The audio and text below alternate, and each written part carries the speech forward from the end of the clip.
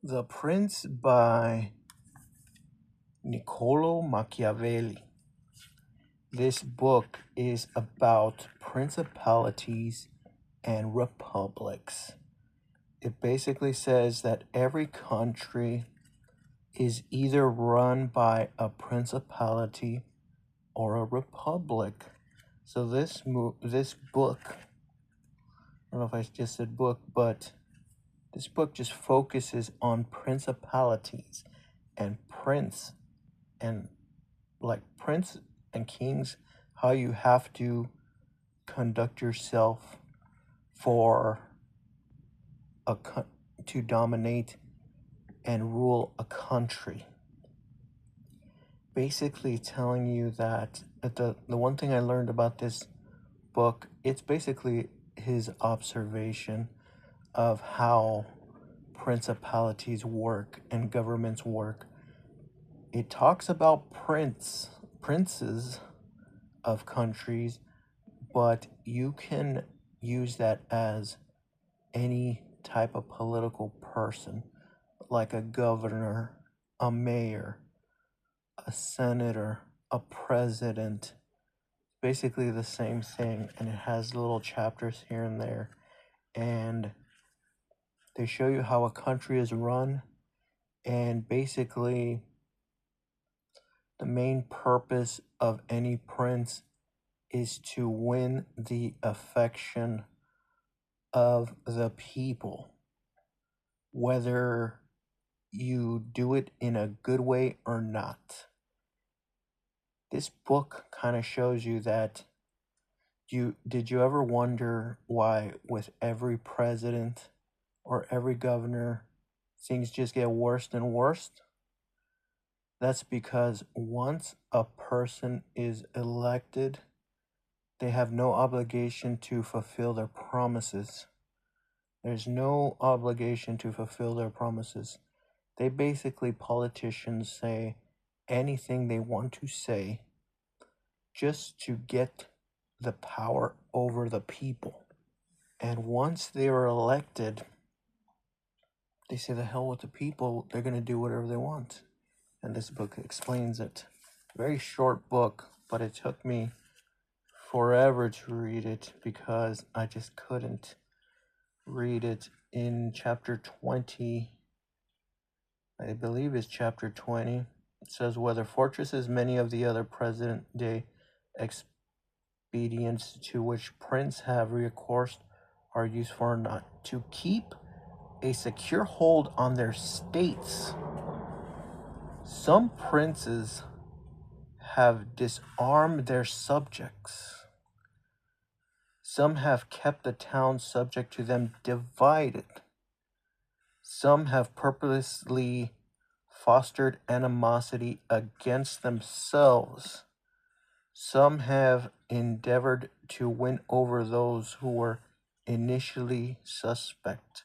Some have put up fortresses, some have razed them to the ground. So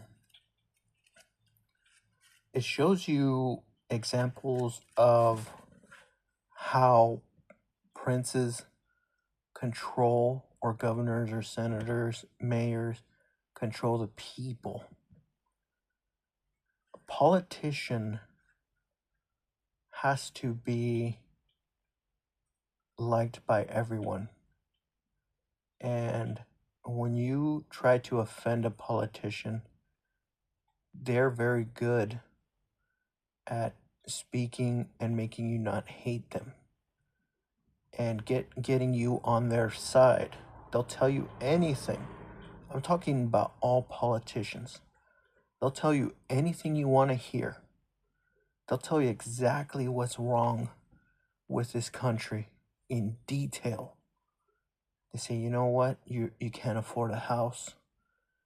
These wages ain't making no money.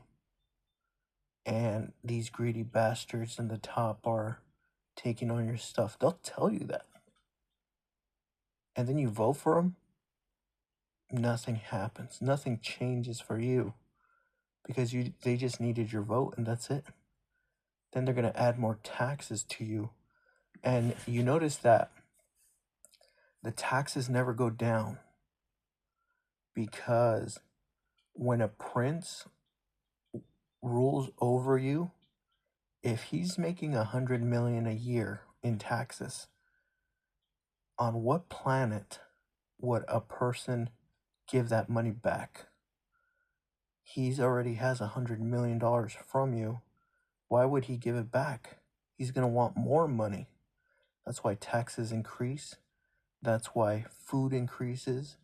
That's why there's inflation, because they just want more money from you. And it will never stop. There's only a time in history where it stopped, and that was in the French Revolution, where they killed the rich politicians, and they started over. But then it got corrupt again. So even if you start at zero taxes, and you say, look, we're going to govern ourselves, we're going to create our own country, eventually someone's going to say, all right, we need like 10% for military, just so we can protect ourselves. And then as time goes on, it's going to be 20%, then 30%, then 40, 50, 60, and you'll be right back in the same boat. And the thing that changes it is a revolution where you kill all the rich people, steal all their stuff, and you start all over. That's what countries do. Countries do not make money diplomatically. They bomb and they kill and steal their things. Look how countries do that. So is basically what it tells you in this book. How princes run their countries. And it gives you a lot of examples. And a lot of it is very relatable to today. So I would say this book is pretty informative. And it took me a while to read, but it says some pretty interesting things. A lot of the stuff we already know. We already know about politicians and that they lie to get in power. And when they're in power, they just make things worse for us. And it's just going to continue to do that. The next person that's going to be a president, the next person is going to be a governor, next person is going to be a mayor. It's all going to be worse. It's only going to get worse and worse and worse and worse and worse until they do the revolution, start all over, and then the revolution starts at zero, and then it goes from 10% to 20 to 30 to 40 to 50 to 60 to 70 to 80, and then another revolution after 300 years. That's it. Just how things go. Look at how governments make money. They don't do it diplomatically. They do it through wars and killing and stealing. That's what this book is telling you. And once a governor or a president has your vote, they can give a crap about you as the second that they're in office. The millisecond that they're in office and sworn in, the hell with you. Now, they do need a good chunk majority of people that are loyal to them, because in this book it tells you that if you just screw over the people too much, you'll get assassinated. So they still need a good chunk of the people to be loyal, and they bribe them a little bit here and there, and that's basically what this book is talking about. So I would say it's a pretty decent book. There's nothing in here that we don't already know about how countries are run, but it just gives you a lot of examples of how different princes rule countries. That's about it.